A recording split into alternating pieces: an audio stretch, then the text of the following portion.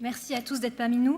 En matière de promotion du respect de la propriété intellectuelle, on ne soulignera jamais assez le pouvoir de l'éducation et de la sensibilisation. C'est souvent plus facile à dire qu'à faire. C'est tout le sens d'ailleurs de l'exposition que vous avez probablement visitée qui se tient en ces lieux. Et c'est Mr. John Tarpey, Director of Communication of WIPO, who will be the moderator of this boardroom dialogue session. Thank you.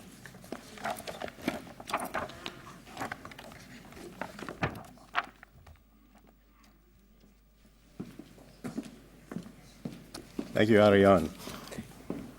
Good afternoon, ladies and gentlemen. Again, my name is John Tarpey. I'm the Director of Communications at the World Intellectual Property Organization.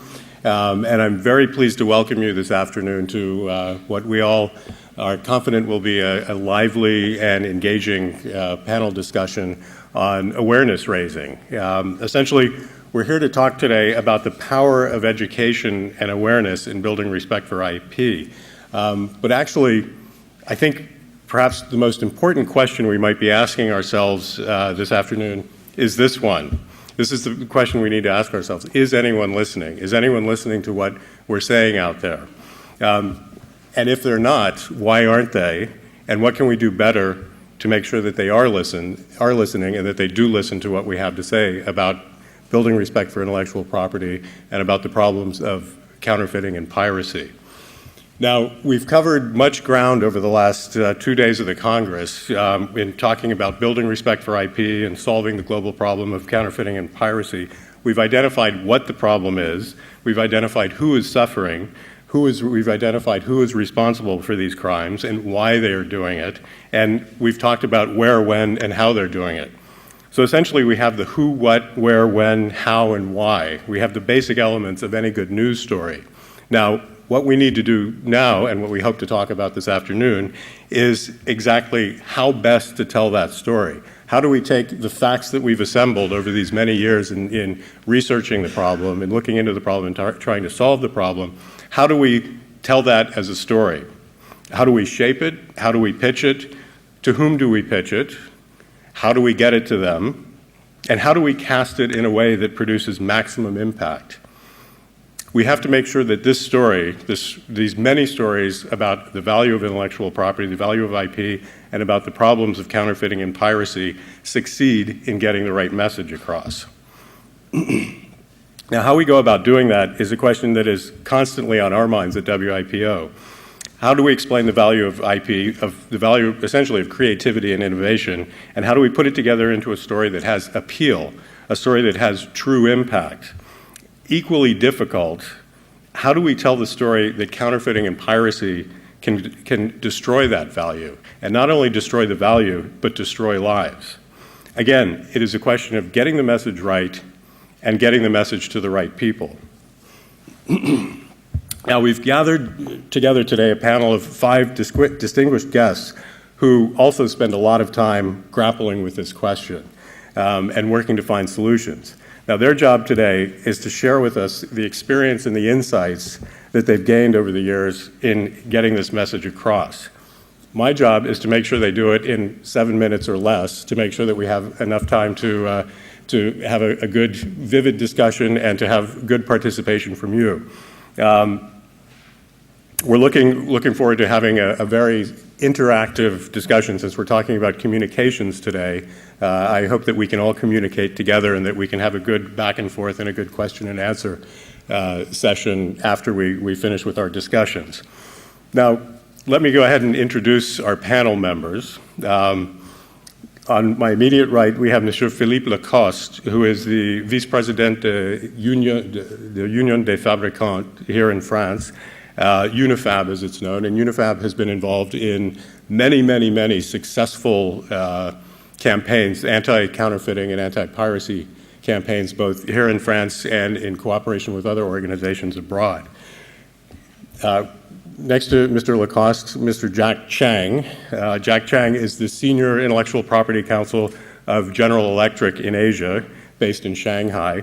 He is also a co-founder of the Quality Brands Protection Committee, QBPC, which is very familiar to many of you, which was founded in the year 2000 with 28 multinational companies and now counts more than 180 multinational companies as members. And Jack has been the chairman of the QBPC since 2003. Mr. Graham Henderson is the president of the Recording Industry Association of Canada, and he is also the vice chair of the Canadian Intellectual Property Council. And in that role, in both of those roles, he has been very, very active in essentially spreading the gospel about the value of creativity and innovation and intellectual property in Canada and abroad. Bill Dobson, I think, is well known to many of you. He is the senior policy manager for the Business Action to Stop Counterfeiting and Piracy, better known as BASCAP, an initiative of the International Chamber of Commerce. Bill has, again, spent many, many years fighting the battle, getting the word out, and working cooperatively with partners all across the world in constructing campaigns and spreading the message. Finally, David Finn is the Associate General Counsel for anti-counterfeiting and anti-piracy for Microsoft. David is a former prosecutor, and he's also traveled the world essentially experiencing firsthand, I think, some of the very negative effects of counterfeiting, not only for corporations, but what they also do to people in terms of the criminal connections that are involved there.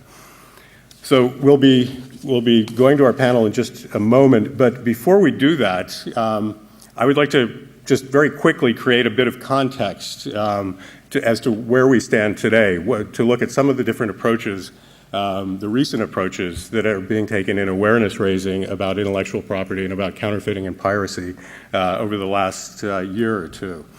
Now, I think it's safe to say that the approach to raising awareness, particularly in the counterfeiting and piracy arena, is in a state of continuous evolution. It has been changing rapidly over the last decade and more.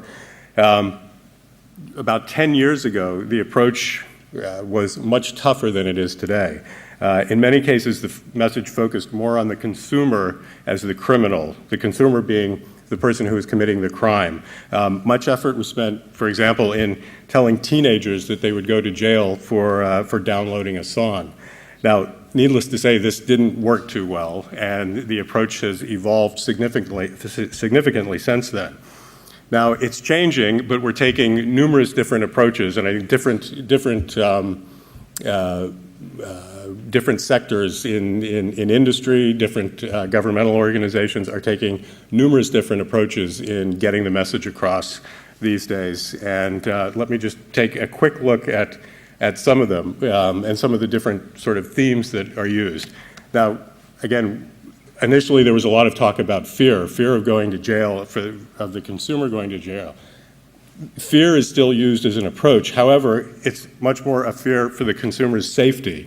This is an example, a quick example from a Brazilian campaign which was launched in actually just last December 2010 in time for the Christmas Christmas shopping season, and it essentially equates counterfeit drugs with gun violence and death.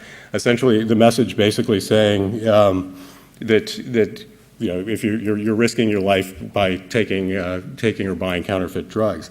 This was pitched to essentially the lower and middle classes. It was primarily focused in the subway systems on the understanding that when in the lower and middle classes actually have more purchasing power than the more elite classes in the country, and the thinking was that a much broader market could be reached through this kind of campaign, again, focusing on the families. The message focuses on your family's health and safety. Keep counterfeit drugs away. They threaten the lives of your family. Now, going sort of from fear to building consumer awareness. This is a campaign from the United States. I think done by the National Association of Pharmacy Boards. Again, this was inspired by the death of an individual from Minnesota on Christmas Day 2006, essentially from an overdose of of fake non-prescription drugs, which had been ordered online. So this is focusing on the dangers of or the need to be aware of the dangers that you face, the risks that you face when ordering drugs online.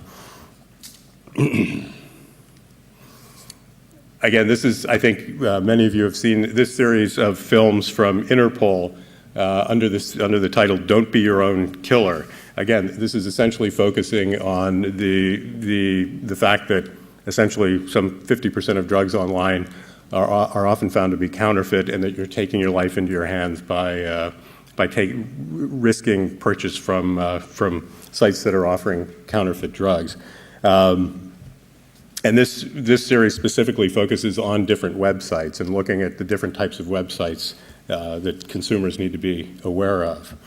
Now, one can go from consumer awareness to a much more rational or a rational argument, almost an economic argument. This is the Stop Piracy in New York City campaign, which is just being launched this year, actually, or at the end of last year by the City of New York. And this is to raise awareness about the negative consequences that piracy has on jobs, specifically on jobs in New York. Obviously, an audience that a location that the target audience can relate to. The message here is pirating a book, which may seem like a simple victimless crime, in fact, is not victimless. It hurts you and it hurts your city. It costs the city jobs. Again, taking that a few steps further, creators across America. This is a campaign that was launched essentially via YouTube by the Copyright Alliance. It highlights the creative diversity in the 50 states of the United States and tells the stories of individuals who depend on copyright protection to earn a living. It focuses on the local impact of the copyright industries and creators close to home for the consumers here. And it essentially delivers the message, look, if you pirate music, if you pirate local films, if you pirate books, publications, you're hurting people who live in your neighborhood or in your community. Now, some have even taken the humorous approach. This is a well-known campaign here in France. This is the Bernard Medoc viral publicity campaign to raise awareness, again, about counterfeit drugs, taking a very sort of satirical approach. The main character apparently is reminiscent of a well-known personality, and using humor to draw the viewers to a much more serious website that provides information about buying the dangers of buying counterfeit drugs online. And this is sponsored by the French pharmaceutical industry group. Now, finally, the last example I'd like to look at, which I think is actually taking some of these campaigns to a new level. This is from the UK. This is the Music Matters campaign, which is sponsored by a number of groups, Universal Music UK, for example, as well as retailers, HMV, Amazon, etc. Now, the objective of this is to remind listeners of the significance and the value of music, and coming from the point of view of the artist, coming from the point of view of someone who really appreciates a particular type of music. Again, not threatening, not criminalizing it, but just being extremely thought-provoking about to get the consumers to think about what music means to them, what it means to the creators and to the performers, and how this is actually sort of an interaction between the two. It's a very subtle, long-term educational approach, not immediately focusing on whether you pay for music or not, but getting the consumer to think about what they're doing or how they actually acquire their music. You know, the question of paying is sort of subliminal almost. This is a number of different videos online have been made as part of this campaign by individual creators. A lot of musicians have done their own, a lot of sort of up-and-coming animators and filmmakers, and it's achieved a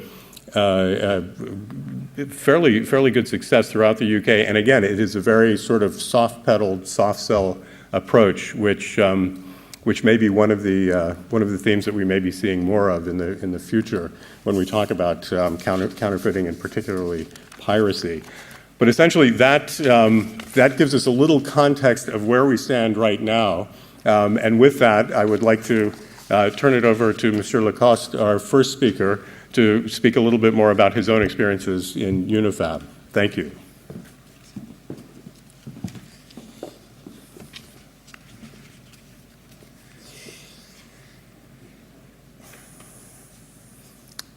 Alors, bonjour, je suis donc Philippe Lacoste, je suis le vice-président de l'Union des fabricants.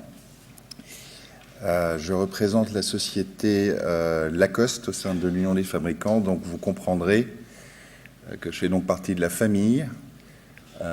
Mon grand-père, René Lacoste, était joueur de tennis et a inventé le polo qui a fait le succès de la société.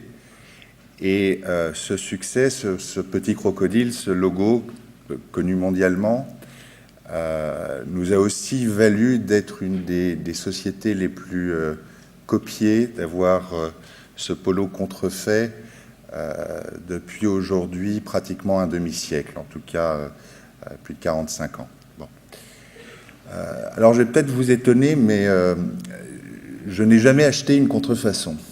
Alors, quand je dis ça, évidemment, je n'ai jamais acheté de faux polo, mais j'ai jamais acheté une fausse montre, un faux sac.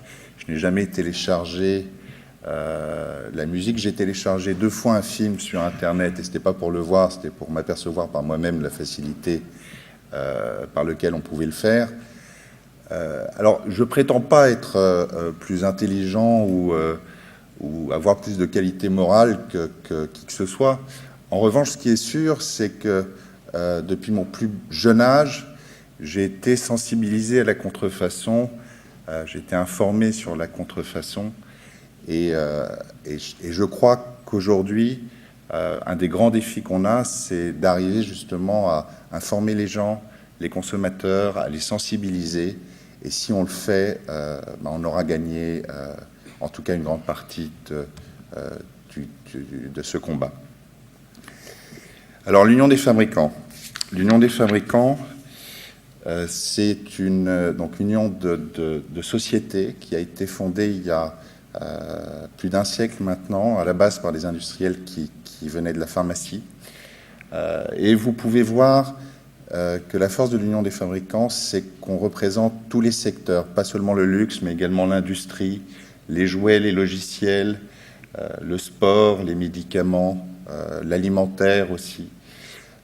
Et que même si l'Union des fabricants étant à Paris et par conséquent une association française, c'est aussi une association internationale, ne serait-ce que par la dimension de ses membres.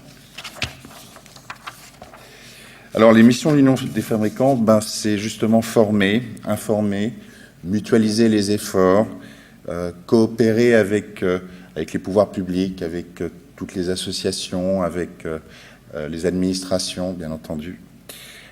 Et c'est sensibiliser là aussi, finalement, toute la chaîne, du consommateur,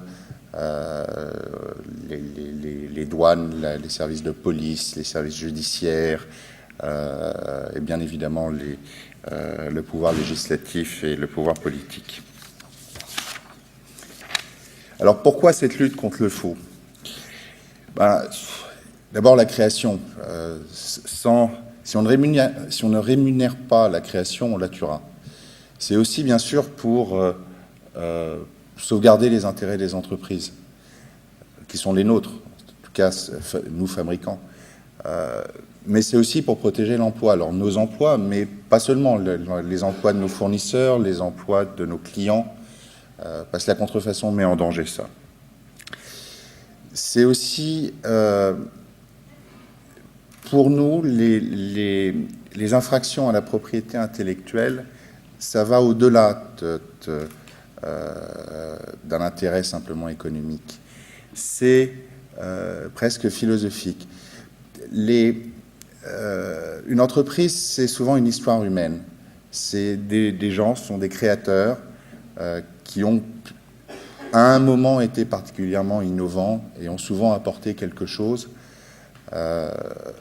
d'utile, au plus grand nombre. Et quelquefois, la contrefaçon, c'est aussi une insulte à leur mémoire. Et bien sûr, il y a protection du consommateur, notamment pour sa sécurité, mais aussi tout simplement pour qu'il puisse acheter un produit avec un bon rapport qualité-prix, parce que, évidemment, l'idée d'un contrefacteur, ce n'est pas de rendre le meilleur service, mais de copier une marque de façon à dégager le plus d'argent possible avec un investissement minimal. Aussi, mais là, je pense que je ne vous apprendrai rien, la contrefaçon est partout. Elle touche toutes les catégories de produits et Internet, avec toutes les qualités qu'Internet a. Mais Internet est aussi un facilitateur de la contrefaçon, un facilitateur de ces infractions, parce qu'il rend de chez soi à tout le monde, à condition qu'on ait une connexion Internet, accessible à contrefaçon. Et ça, ce sera un défi de ces prochains mois et de ces prochaines années, c'est de trouver un cadre qui permette de garantir les droits de propriété intellectuelle, industrielle et artistique sur Internet. Alors, comment est-ce que l'Union des fabricants communique vers le public? Alors, d'abord, il y a un musée. On y reçoit beaucoup de gens, notamment des classes, des étudiants. C'est chose qu'on aime bien d'ailleurs, parce qu'on aime bien communiquer vers finalement la jeunesse. On fait des campagnes dédiées avec les pouvoirs publics, avec parfois des partenaires privés. On fait également, et je vous montrerai ça après, des campagnes avec la presse. Et également, bien évidemment, nous faisons des relations presse, nous envoyons régulièrement des communiqués, nous tâchons toujours d'informer les médias pour qu'ils informent le public. Donc, ici, une photo du musée de la contrefaçon, qui est finalement notre outil de communication interne. Comme vous pouvez le voir, 12 000 visiteurs par an, ce qui est pas mal, mais j'aimerais qu'il y en ait beaucoup plus encore. Donc 80% d'étudiants. Et ça, ce 80% d'étudiants, comme je vous l'ai dit, on y tient beaucoup. Mais c'est également un outil de formation pour les pouvoirs publics, pour les douanes, pour la gendarmerie. C'est aussi une manière de les sensibiliser. Et également, aussi, bien sûr, ce musée sensibilise les médias. Donc là, dernièrement, vous voyez quelques photos de l'inauguration d'une exposition sur le faux qu'on peut trouver dans son intérieur. Un autre exemple, la campagne estivale qu'on fait avec notamment le CNAC et les douanes, qui est une campagne à destination du public sur les plages d'ailleurs, avec distribution de flyers, avec distribution d'invitations, et puis également avec, bien évidemment, sensibilisation de la presse.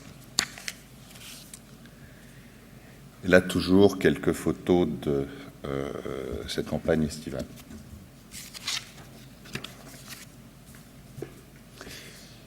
Une illustration du journal de Mickey dont je vous parlais tout à l'heure, et également le type d'action que l'on fait avec l'édition d'une brochure qui était ciblée sur les pouvoirs publics et les médias. Et une campagne d'affichage. Alors dernièrement, j'ai pas de photos aussi, ce qu'on a fait, et c'est ça aussi, c'est quelque chose qui est intéressant. Margot Fröhlinger, qui est à la Commission économique à Bruxelles, avait organisé un concours de classes au travers de toute l'Europe. Alors, il y avait des classes scolaires d'enfants généralement entre 10 et 14 ans, en Grèce, en Roumanie, en Europe de l'Est. Il y avait la Pologne aussi, il y avait des classes du Portugal.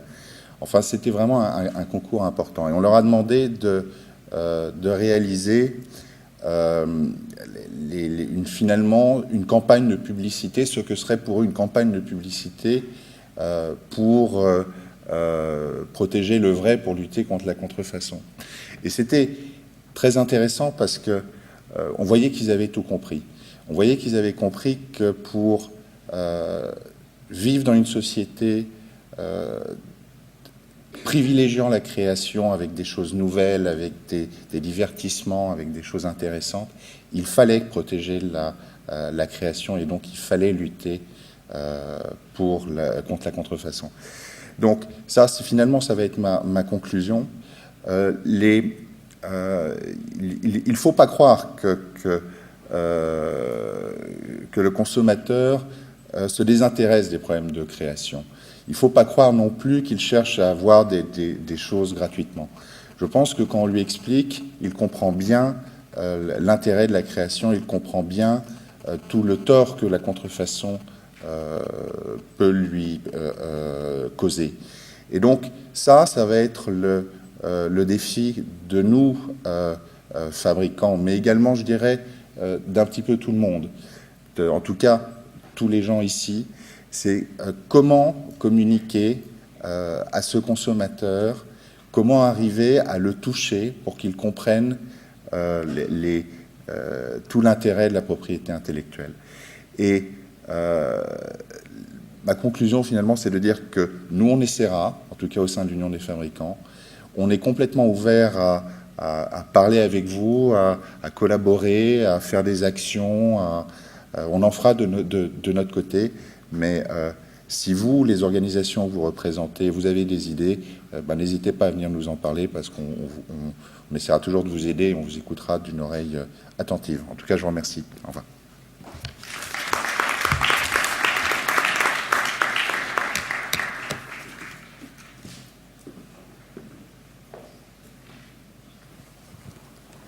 Merci beaucoup, Philippe. Jack Chang, you have the floor. For over 10 years, we tried very hard to be a part of the solution to the problem of counterfeiting and piracy. As one of the frontline soldiers working in the field fighting counterfeiting, piracy, and other IP infringement in China, the lessons learned from True Story actually have taught us that we are actually part of the problems. I have witnessed our colleagues in the pharmaceutical industry fight counterfeiting drugs so aggressively, but they purchase and use counterfeiting shoes and bags, suitcase. One of my colleagues used to bring a briefcase to the QBPC meeting with an alligator or crocodile in the front, but YSL in the back. The guy thought it was fun. It took me quite some efforts asking him to get rid of that suitcase. And I have seen that people in sportswear industry, they feel it's okay to buy and consume pirated movies. And it seems it's more general. People just download or find an easy way to use unauthorized softwares. So we are actually part of the problem. Even our mission says that we make contribution to China IP protection. But there was once a Chinese official asked me, Jack, do you really believe that your members do not buy and use counterfeiting and pirated goods? I gave him the honest answer. Yes, our members do use, but we are taking actions. We came out with the first awareness program, not to educate or communicate with Chinese consumer, communicate with us. We come up with this brochure called Experience the Real China, Buy the Real Thing. There's a do's and don'ts. Thanks for Louis Vuitton, who shared with us with a photo of child labor taken during the field operation. We put all these photos on this brochure that asking the readers, are you a child labor advocate if you want to buy? And we also have the do's showing the traditional Chinese goods that people can buy as a souvenir. And then we further revised it, put all these World Heritage in China, indicating where the travelers, they can go there and see, do the sightseeing, and the map. And U.S. Embassy, European Embassy help us distribute thousands of these copies. Until now, we have distributed more than 900,000 copies during the Olympic Games, World Expo, and Asian Games. We actually work with a distribution company who distribute those magazines to hotel in Beijing, in the airport. Now, the Chinese government gradually realized that this is the effort the multinational company is contributing China's IP environment.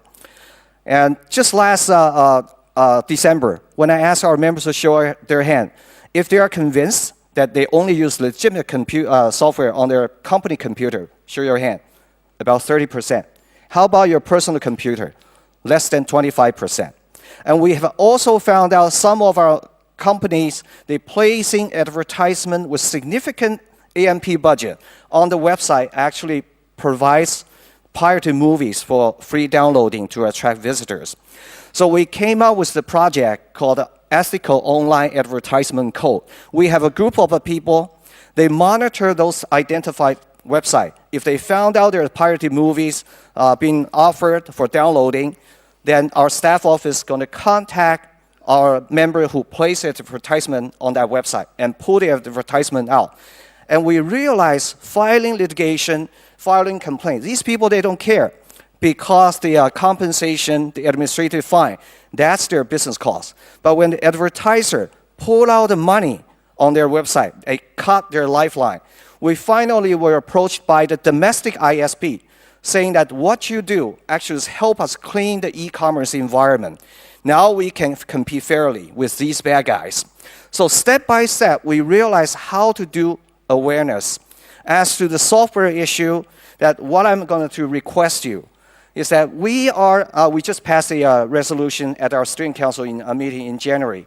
We're going to send out letters to all our members requesting our member company to urge their employees only use legitimate software on their company computer, personal computer. We have no binding force, but that's awareness.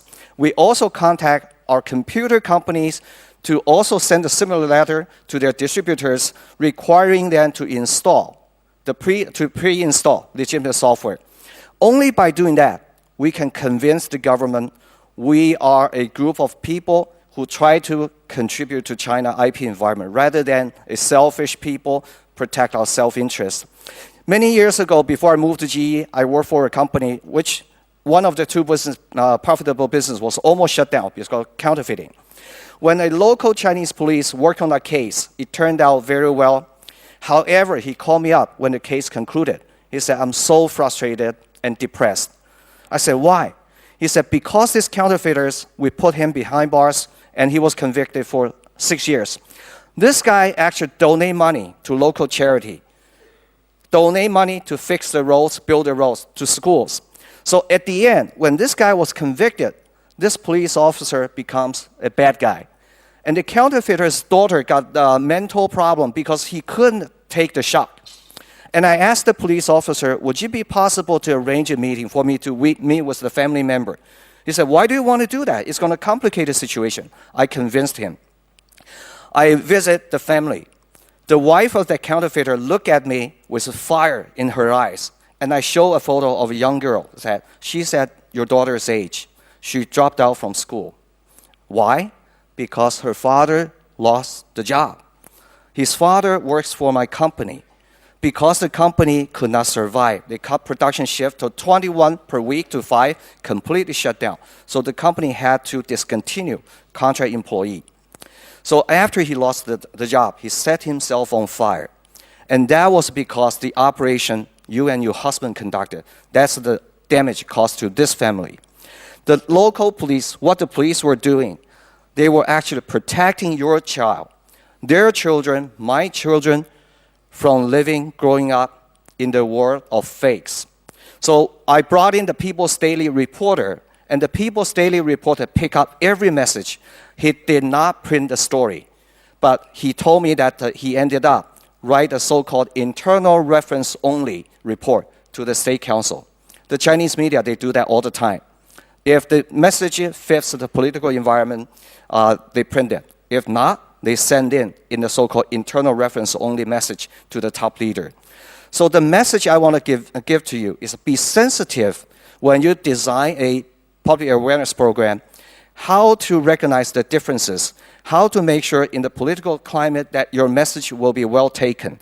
Because that story, it motivates us to actually come up with an idea. Every year, during the QBPC anniversary, our members nominate the agency who did a great job on IP enforcement.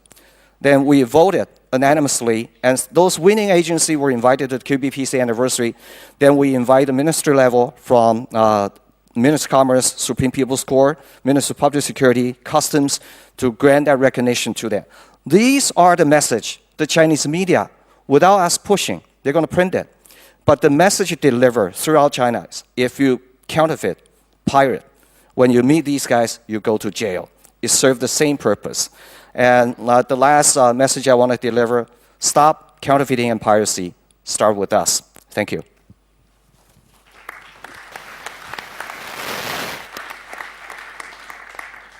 Thank you, Jack. I think that certainly the example of using the press, and even if the press isn't going to print it, you're at least using the press to get the message to the government, by using any means possible to get the message to the right audience, whether it's the public or whether it's the government. We have to look at all of our different audiences.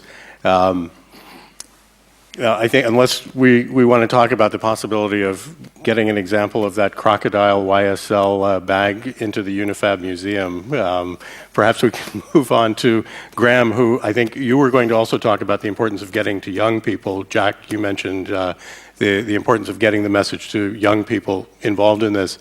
Graham, I think you were going to talk a little bit about how to do that.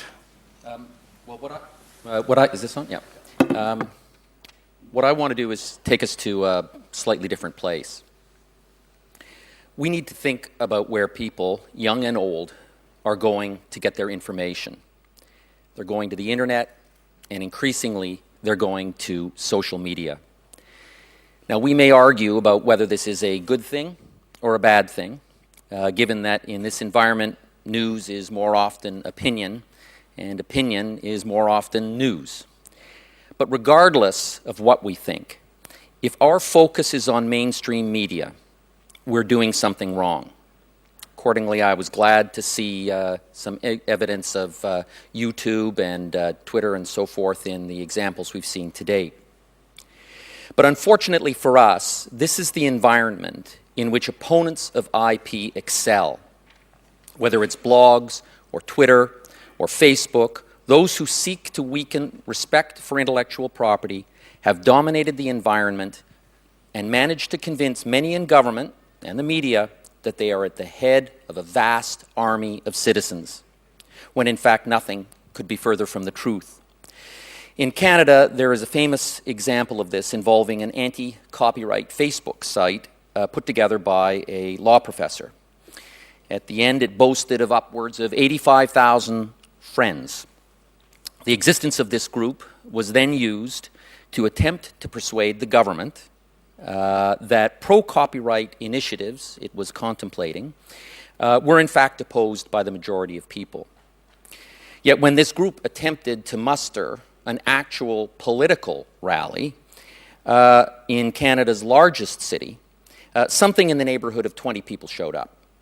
And the media had to herd them together in order to make it look larger protest than it was. Now, if we abandon this environment to our opponents, we get what we deserve. And we don't have to. It's simply a question of radicalizing and activating our own base.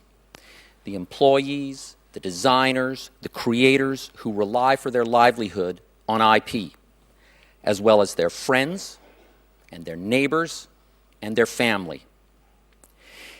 I'll give you a couple of examples, and for the translators, I'll be away from my text for a second. I routinely in Canada do town hall meetings at the major labels and with other stakeholders. I do this on a regular basis, and it started out as an information session, but it's a priceless educational opportunity. And it's a means to involve a large number of people, to give them a sense of a stake in a battle, that they have a stake in it, and more importantly, it removes a sense of impotence that a lot of people have, that this is a battle that we can't win. What can I do? I can't do anything. Well, we can give them something to do. Facebook, a well-organized Facebook page can become a means, a warehouse of ideas, a way to concentrate local stories, amplify them, give them a much broader coverage than you could otherwise hope to get even from an article in a national newspaper. If this starts to sound a little bit like a manifesto for a political campaign, that is because that's exactly what I'm talking about. Proponents of IP can and should be as active in social media as anyone else. We just don't, as yet, employ the types of strategies that our opponents do. We also have to think about what people are learning about IP in this environment. And here we are losing a war of rhetoric and nomenclature. Theft isn't theft anymore. It's sharing. Rules that are attached to software delivered to consumers aren't rules anymore. They are invidious digital locks, locking down culture. IP developers, patent owners become knowledge hoarders. IP becomes a barrier to or a drag on innovation. It is an impediment to collaboration. All of this, of course, is wrong, but repeated over and over again, and most importantly, left unchallenged, it starts to assume the appearance of a great truth as opposed to what it actually is, a great lie. And this means that we need to challenge these statements whenever and wherever we find them. They need to be challenged on blogs, challenged in the comments section of newspapers, challenged on Facebook pages. This is about share of voice. We need to initiate, moderate, and generate dialogue. If some law professor, as happened in Canada, produces a paper that asserts that so-called old IP is dead and is nothing more than a system of knowledge hoarding, a paper which baselessly asserted that innovation around the world was declining thanks to rigid rules that protect intellectual property, well, then we have to find someone to produce a paper that refutes it. This becomes a war of ideas, a battle for the hearts and minds of a new generation, and we require as much ammunition, if not more, than our opponents have. And paradoxically, those who support IP, to my eye, are actually, in some cases, being outspent in this crucial area of knowledge generation. That's why documents such as that produced by BASCAP and released at this conference are so important. We also need to think who we should be targeting and who should deliver the messages. Extensive research undertaken by CREA in Canada demonstrated that if our target is youth, corporations and even musicians, beloved or not, are possibly the worst communicators. They're not going to be believed, they're not going to be trusted. If we have to, or if we want to change attitudes to IP, we have to remember that what we're really talking about, what we're really saying is we want to change people's social values. People have a remarkably lackadaisical attitude to counterfeit goods and internet piracy. And in some places, unfortunately Canada, there is an entrenching culture of piracy. People are aware that it's wrong, but they're going to do it anyway. The message seems to be, I know it's wrong, but I'm going to keep doing this. So if you want to stop me, you better do something about it. Now, if the problem is one of changing social values, we have to remember where most people develop their social values. In the home. I think that's what you might have been getting at in the environment that you grew up in. Our research would therefore suggest that if we want to be talking to anyone about this, it's parents that we should be talking to, and in particular, mothers.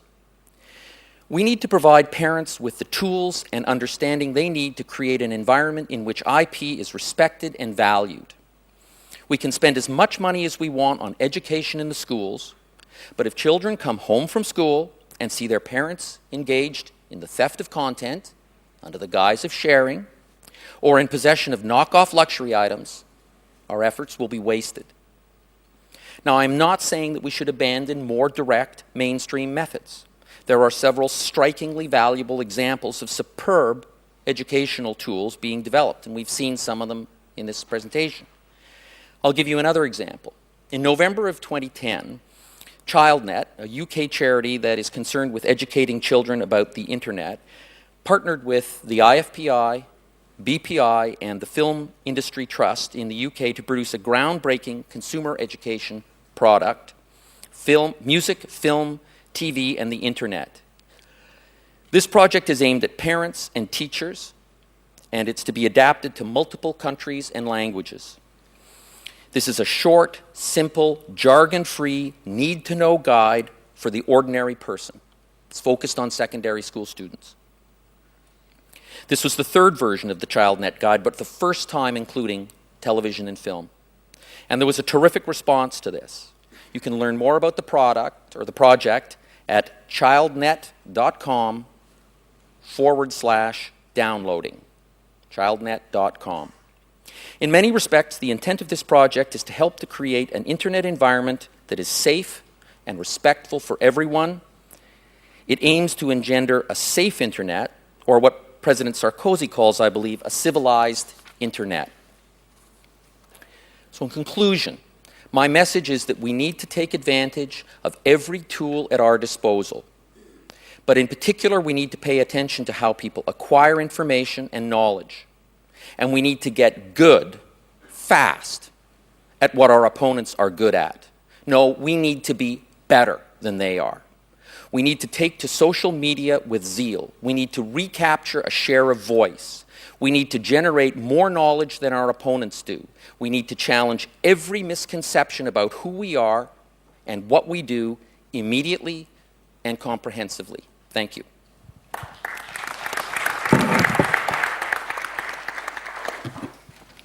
Graham, thank you. Those are certainly stirring words, and I think words that we can all take some lessons from. It's true. Using social media, particularly in anti-counterfeiting and anti-piracy campaigns, is, I would say, still beyond YouTube, is still somewhat in its infancy.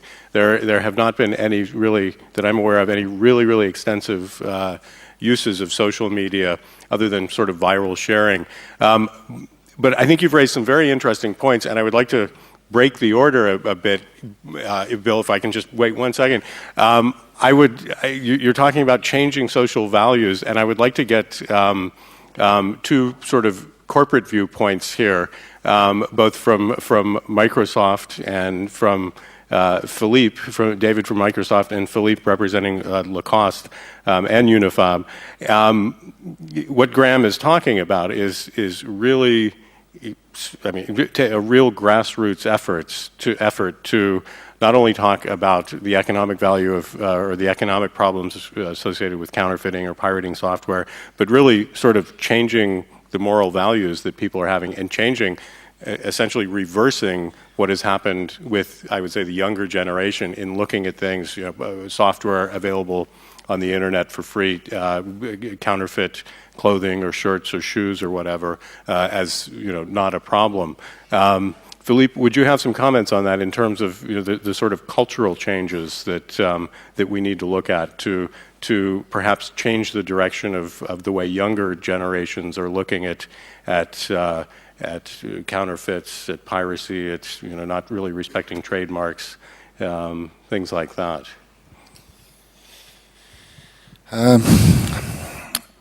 Well, I think it's several things. It's about education first.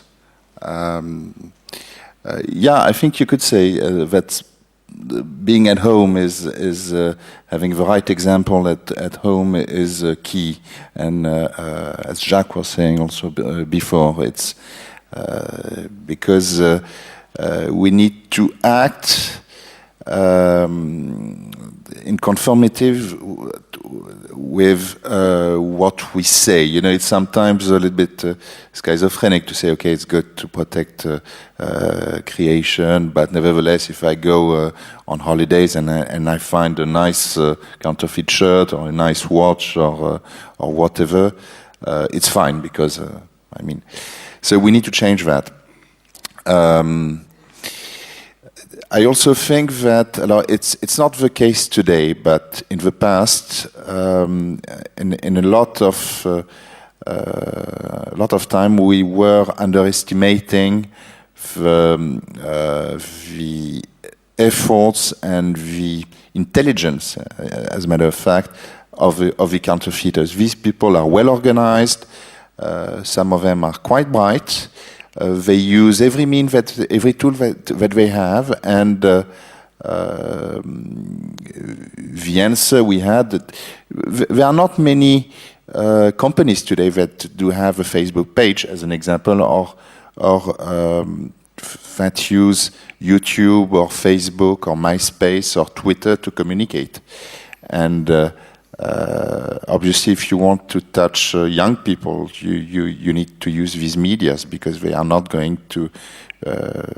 They spend much more time on internet and on YouTube than watching TV, and I'm not even speaking about reading newspapers. Yeah, I think we have many things to do. But I'm also personally quite optimistic because I think children understand that. Without creativity, if you don't pay creativity, you are not going to get any. So to that aspect, I'm optimistic, but we need really to communicate with them. Thank you, Philippe. David, from Microsoft's point of view, I mean, certainly a company built on intellectual property, and some of the threats and some of the views that Graham was talking about, that intellectual property is essentially just a way to hold knowledge captive. Certainly, this speaks directly to. I mean, Microsoft needs to respond to that, but I think it's probably safe to say that Microsoft takes a fairly, I mean, obviously very active in the anti-piracy area, but in terms of sort of overt public awareness or public education or even advertising campaigns specifically dealing with these issues, I think it's safe to say that Microsoft, you deal more with the industry organizations, BSA, et cetera.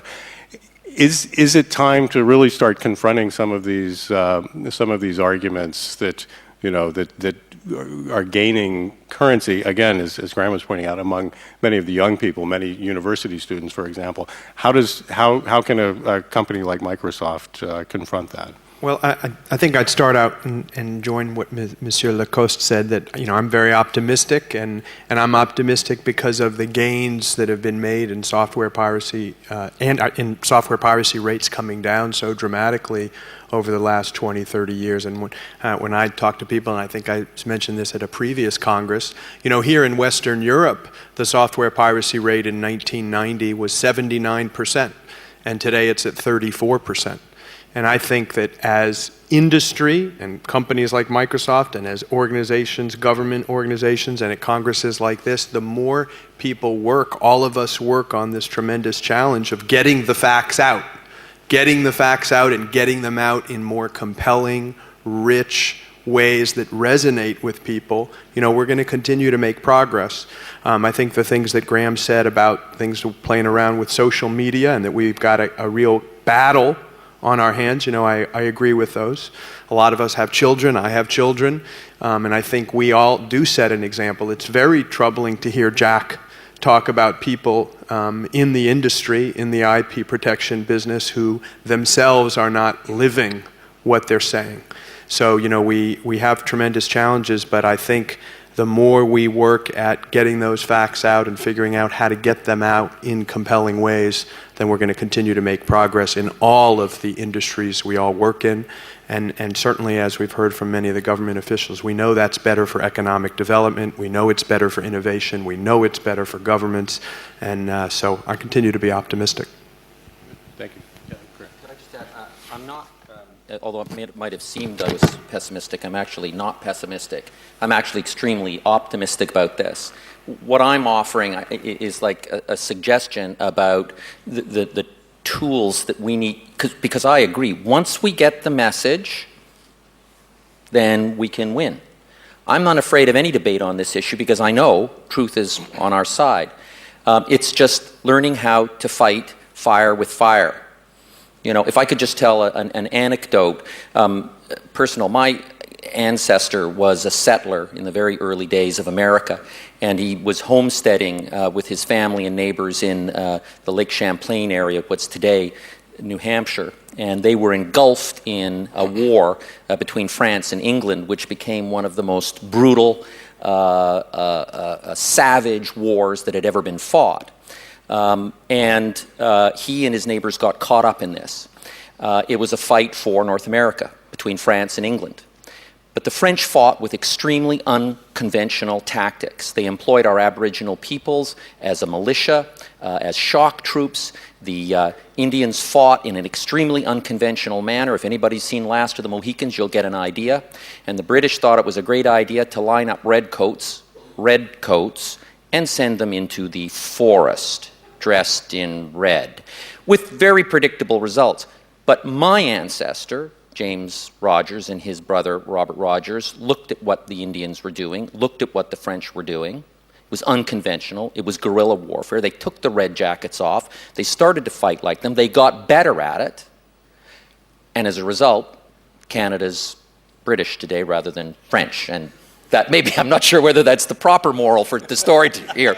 But it's a moral about looking at what you're up against, adapting to it, and getting good at what your enemies are doing. So we can take the historical aspects offline and discuss afterwards, perhaps. But no, I think it's the question of using the tools, using the tactics that are necessary, using the right tools. And I think David mentioning resonance is key.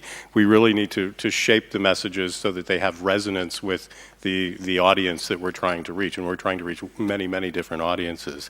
Bill Dobson, you've been spending much time getting the views of many different companies as members of BASCAP, and if you could give us some perhaps a progress report on how the various campaigns are going on. Thanks. This actually is a perfect introduction to what I'm going to talk about, because the last two things I think you heard pretty loud and clear is we need to get the message right, and we need to work together because more is better in terms of communicating on this issue, and that's what BASCAP is all about with the new consumer awareness program that we've been talking about. We too are very optimistic. We think this is an exciting time, and this is the right time to do the things that you've heard these other panelists talking about this morning. We've been working for the last couple of years, actually, to get to a point where we think we have identified the right message, and now it's time to recruit others to help us spread that message.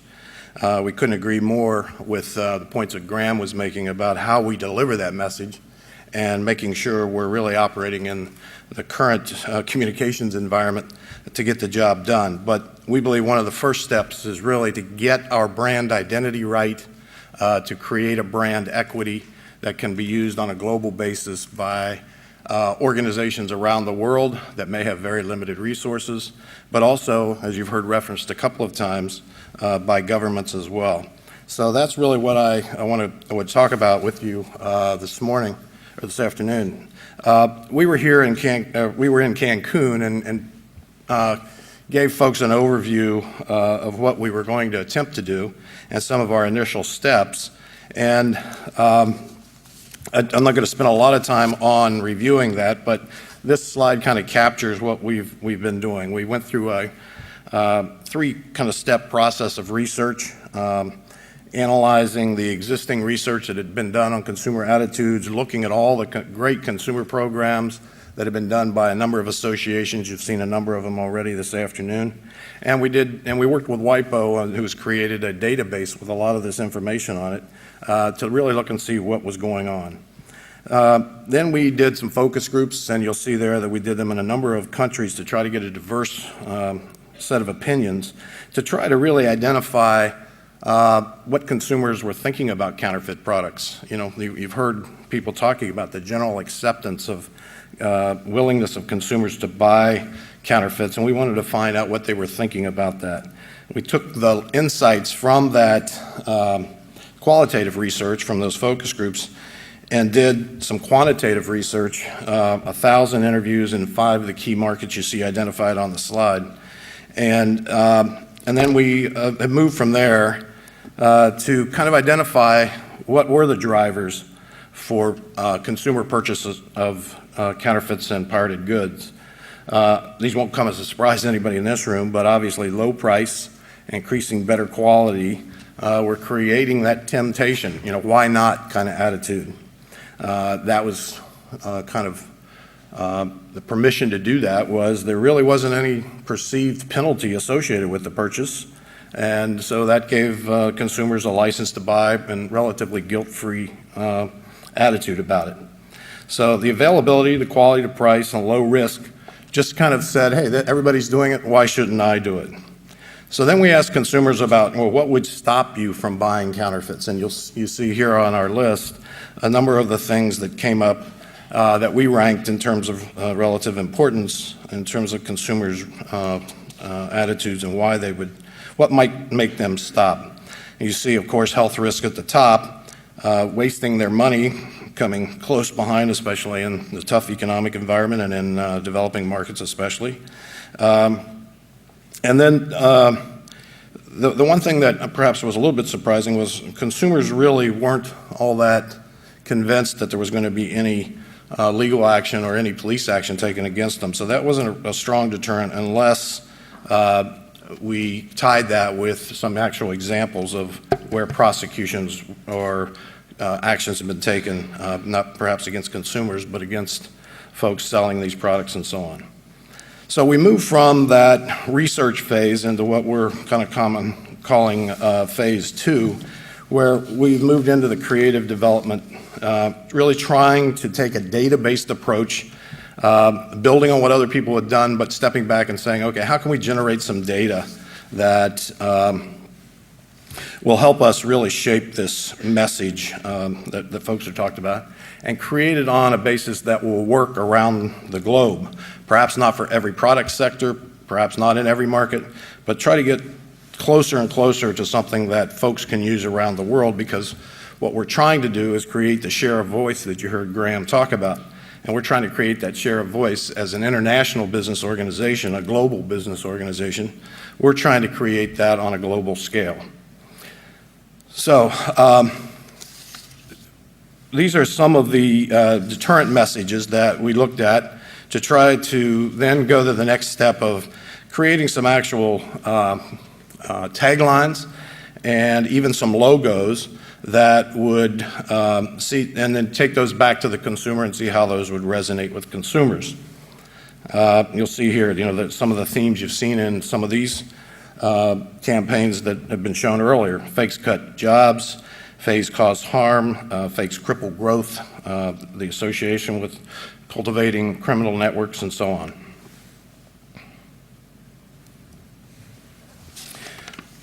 With that, we identified 4 taglines that you can see here. 4 taglines: fake or don't fake it, the price is too high, count me out, I buy real, and fakes cost more. And again, this is based on the actual testing with consumers.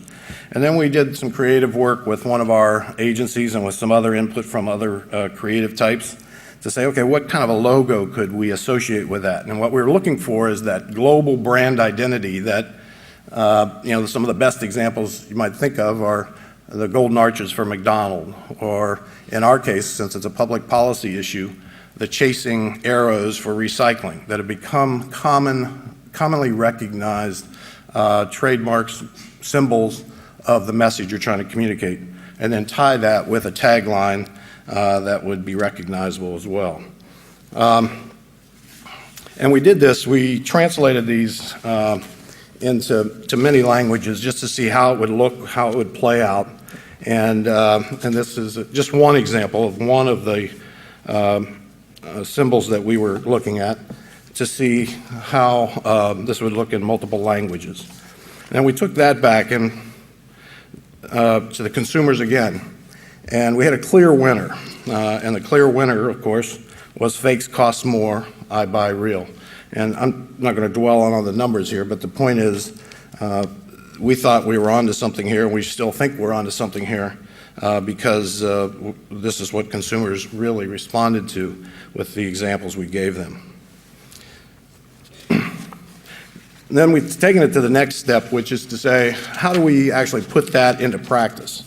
Now, this is just one example, and it is in a perhaps an old school communications vehicle, but what we've done here is to show what it might look like in a print ad or a poster in an airport or a poster in the streets, showing one of the themes, counterfeits do a job on employment, a graphic to capture that, some copy to explain it, and then our symbol at the bottom.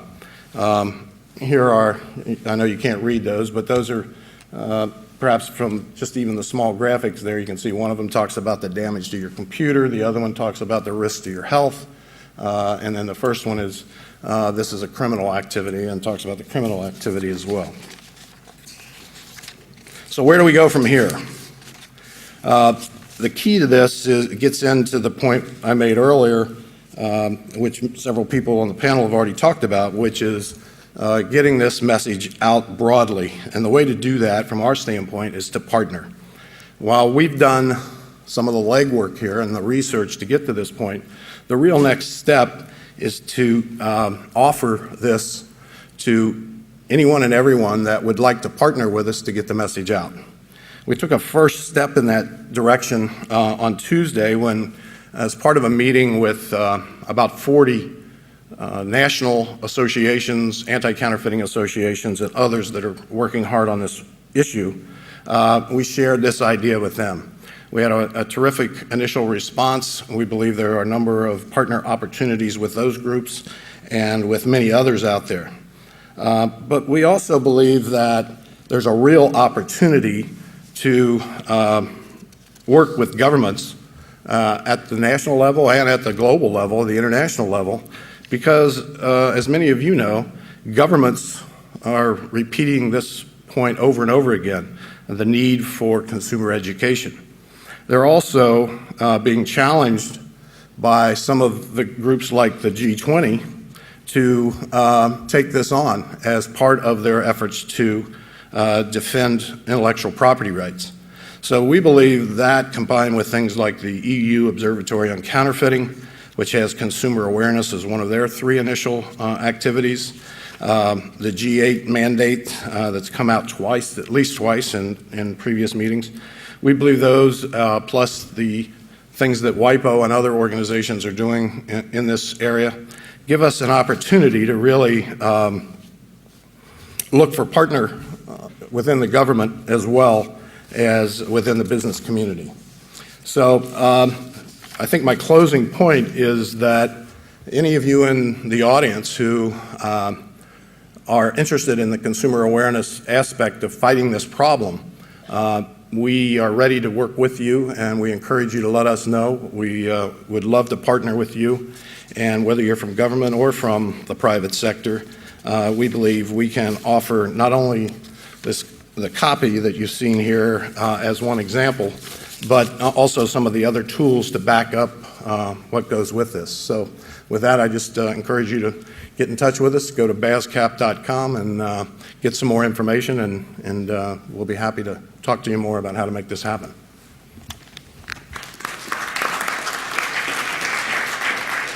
Thank you, Bill. Again, it's good to see that you're making progress both on the shape of the campaign as well as finding partnerships around the world. As we've talked about before, having partnerships, particularly in local markets who know the local audiences, is very important in mounting a successful campaign. We're running a little bit low on time. I'd like to ask David Finn to come up and talk a bit, and I do want to make sure that we have some time for your questions, because I'm sure you have either some questions or comments for the panel. David? On Familia Morelia Michoacan, otherwise known in law enforcement circles and in the international press as La Familia, is a ruthless, violent, notorious drug cartel based in Mexico, and if not the most violent drug cartel in the world, certainly one of the most violent drug cartels in the world. La Familia, as I've read in the international press, stops at nothing when it comes to striking fear in the hearts of opponents. They have brutally tortured and murdered police officials and left their bodies on the side of highways. They have killed political officials, and they really have made it a calling card of the way they strike fear in the hearts and minds of opponents to sever the heads of their enemies. I talk about that today because La Familia is not just in the drug business. They are also in the manufacturing and distribution of software counterfeiting business. And in my hand is actually one disc. This is a counterfeit Office 2007 Professional, Spanish language that was completely omnipresent in the streets of Mexico, produced and distributed by La Familia, with the interesting part that they actually have their logo, FMM, for Familia Morelia Michoacan, emblazoned on the counterfeit disc. La Familia makes about $2.24 million a day. That was the estimate from the Mexican Attorney General that was published in the Mexican press. A day from selling counterfeit software and other counterfeit products, including films, music, and games. They have apparently 180,000 unique points of sale throughout Mexico. And on the day that Mexican law enforcement, with several hundred law enforcement officials participating, because law enforcement feared that some of the members of La Familia armed with machine guns who were in the mountaintops would be firing on Mexican law enforcement, they seized 2 tons of various contraband, including actual counterfeit goods.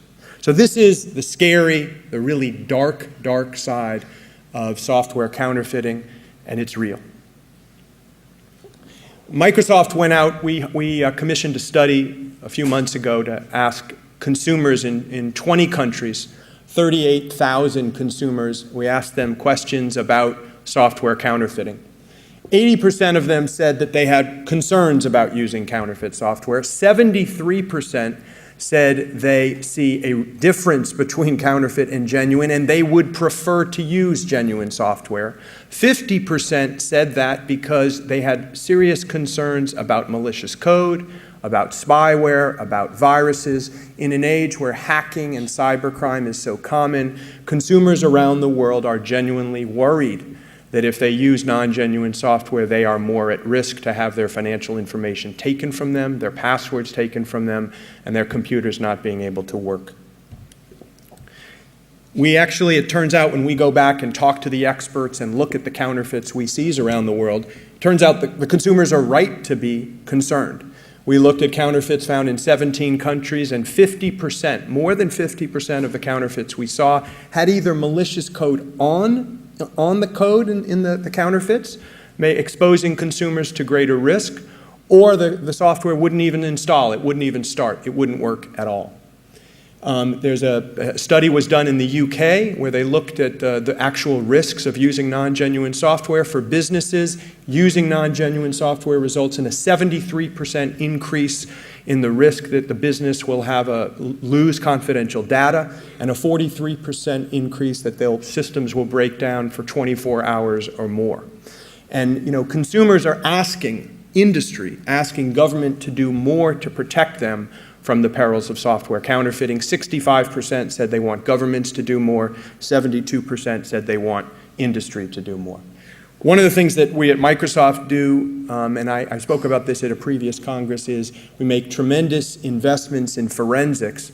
When consumers say we want industry to do more, one of the things we are doing is investing enormously in intelligence and sophisticated ways of mapping piracy, mapping crime, and enabling us to make the connections between counterfeits found in one language, in one city, in one country, with another counterfeit version of Microsoft software in another language found in another city in another country. And it's because of doing work like that that we feel, we have a responsibility to do that. It enables us to make significant cases in collaboration with law enforcement, like a case from a few years back where one criminal syndicate based in China produced counterfeits found in 36 different countries.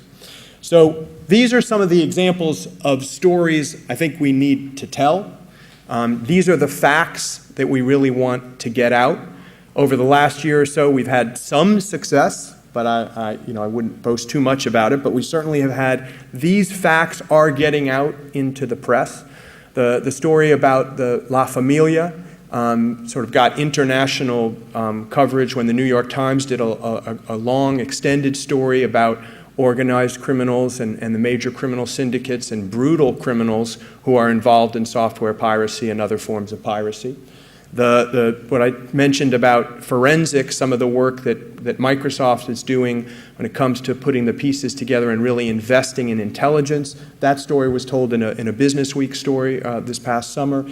And the stories about what consumers are saying, their fear, their concern about the risks of using non-genuine software, you can see that in a number of headlines that I've just put up on the slide. We had something called Consumer Action Day 2 months ago, which was a day that was really designed to focus on some of the results of the surveys I mentioned before. So, John, you opened this by asking, are people listening? We certainly want to make sure that we tell them facts so they hear them. And we think they are listening, and we think that some of these facts are facts that will, as Bill just talked about, are important facts that when people hear them and understand them, they will understand the importance of IP protection, and they will be less likely to purchase, less likely to distribute, and less likely to be part of the serious problem that everyone in this room knows all about, government officials, industry, everyone else here, of how important it is that IP be protected and the problem that faces us all with piracy and counterfeit. So I know we only have a few more minutes to go. I'll leave here. Thank you very much. David, thank you very much, and it's some very sobering information there. And again, bringing it back to the story that we talked about at the beginning, there are lots of very good stories to be told, not only about counterfeiting and piracy, but about on the difficult side, but on the positive side, the value of innovation, what innovation can do, what creativity can do, and why it's important to protect and to reward efforts of the innovators and the creators. We have just a couple of minutes, and if I would like to take any questions, if we could maybe raise the house lights a little bit, and if there's anyone with a question or a comment or a statement, please raise your hand and we'll get a microphone to you as quickly as possible. Thank you.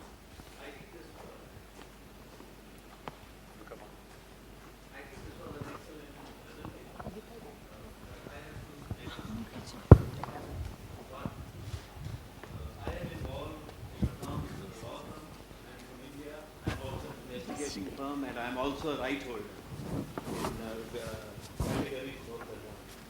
I think there is a certain degree of education that is also required to be given to the actual competitor.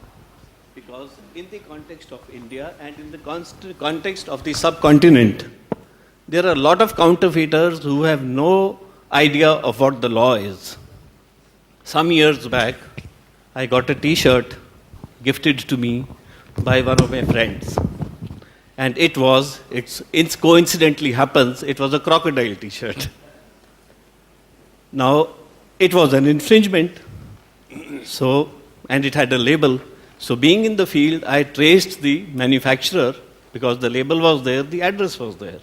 So I went to the manufacturer myself, and I said, this is not the right thing what you are doing. And he said, but my crocodile is facing the other way, and this crocodile is facing the other way. And the moment I explained to him the need of knowing what he was doing is illegal, it is wrong, he can be jailed, he almost begged me to leave him, right? So while we are doing a lot of effort right? As in China, as in the advertisements. We, I think, also need to put some effort in educating the infringer, because very often he is not as big as the Mexican one. He is a small person. There are hundreds of T-shirt manufacturers. There are hundreds of manufacturers selling CDs with pirated versions of various programs, correct? And if we put in place a campaign, then I think it will pay fairly rich dividends, and these people will talk to the bigger infringers and desist them from doing illegal, unlawful doings. Thank you. Thank you very much. And I think you make a very good point that it's essentially one size does not fit all when we're talking about awareness raising and outreach. We have to identify very specific targets and shape campaigns and education to reach those targets. Thank you. I think we have time for maybe one or two more. There's a gentleman down here, right here, please.